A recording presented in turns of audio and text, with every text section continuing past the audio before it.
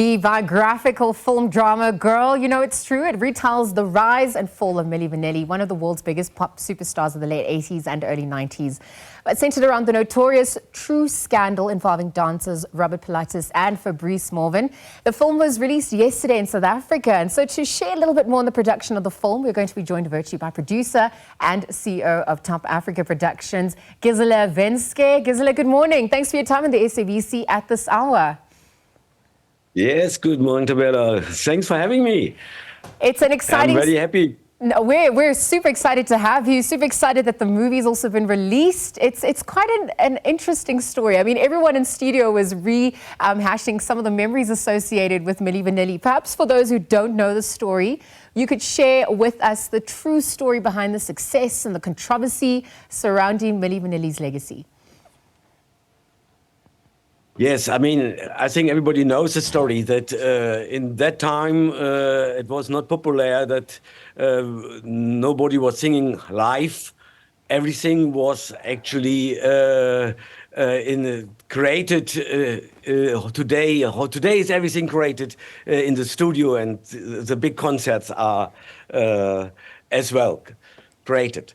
So, and in that time it was not able. And like Bonnie M, I mean, Frank Fabian was a creator, and he created Milli Vanilli. And there was this big moment after they had all this success, where in a live show, certainly on a concert, the technical effect came through, the truth came out. They are not singing, they are just dancing. They are wonderful dancers, they are a wonderful performer. And everybody was against them, certainly. And that was a great pity, because, as you said, we all love this music.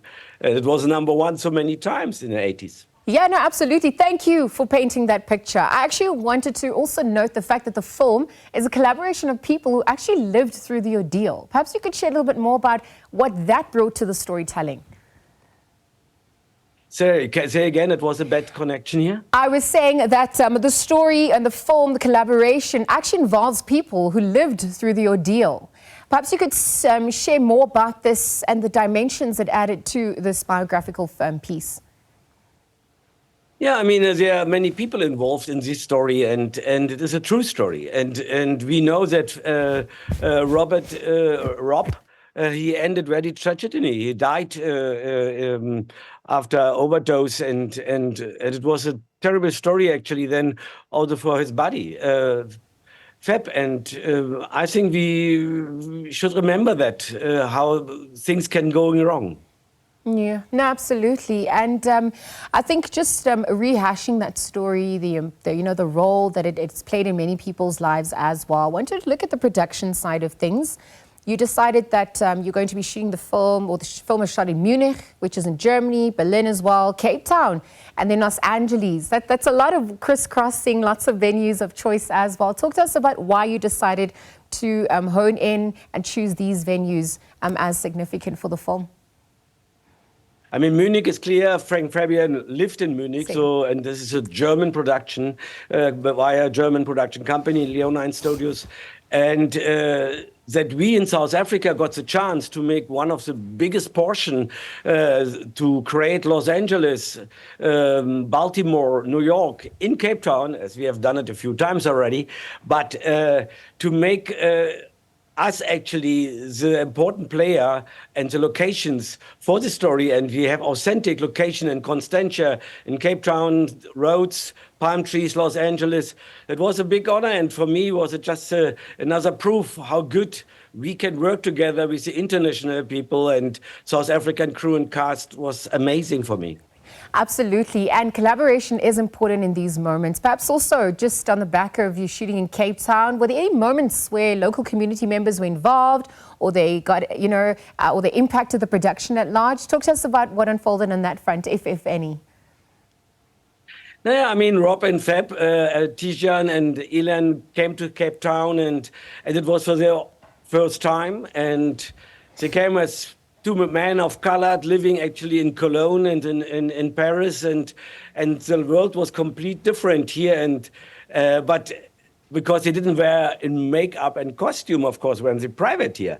But when we had on set, for example, we created a situation, they arrived in London, and that means it was a Touch Hotel opposite of the Tutu Church in Cape Town, and even the normal people on the streets, they are crazy. What's going on?